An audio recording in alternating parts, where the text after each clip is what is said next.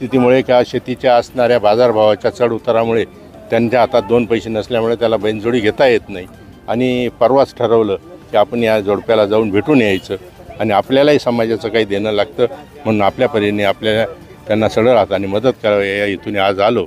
कारण गेल्या अनेक वर्षापासून मी शेतकऱ्याचा मुलगा आहे। माझ्या वडिलांनी 2 एकर शेती केली, माझ्या आजीने बी अशाच प्रकारचे स्वतः शेतात नांगरणी करून एकट्याने आणि ते दिवस पाहिले। म्हणून असे दिवस बघायला यायला नको शेतकऱ्यांना आणि शेतकऱ्याची अशी ही वेळ थांबली पाहिजे। त्यासाठी आमच्यासारख्या सामाजिक कार्यकर्ता असो किंवा राज्य सरकार असो यांनी अशा अडचणीतल्या शेतकऱ्यांना वर काढण्याच्या दृष्टीने एक प्रामाणिकपणे प्रयत्न करावा आणि यांना शेतकऱ्यांना अल्पभूधारक शेतकऱ्यांना एक समृद्ध करण्याच्या मागं त्यांनी पाऊल उचलावं अशीच माझी कळकळीची विनंती।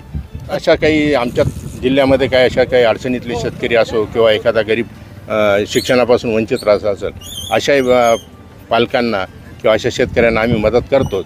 पण खऱ्या अर्थानं आज पूर्ण महाराष्ट्रातल्या शेतकऱ्यांच्या या प्रश्नांना वाचा फोडण्यासाठी या माझ्या चॅनलच्या माध्यमातल्या किंवा पत्रकार बांधवांनी जी आज हे दिशा दिलेली समाजाला आणि ह्या चॅनलच्या पत्रकारांच्या त्यांचे मी मोठ्या मनाने त्यांना धन्यवाद देतो, आभार मानतो आणि अशा पद्धतीच्या असणाऱ्या शेतकऱ्यांच्या किंवा सामाजिक असलेल्या अडचणी या आमच्यापर्यंत झाल्यास आम्ही निश्चितच मदत करू आणि आम्ही पण शोधण्याचा प्रयत्न करून मदत करण्याचा प्रयत्न करू।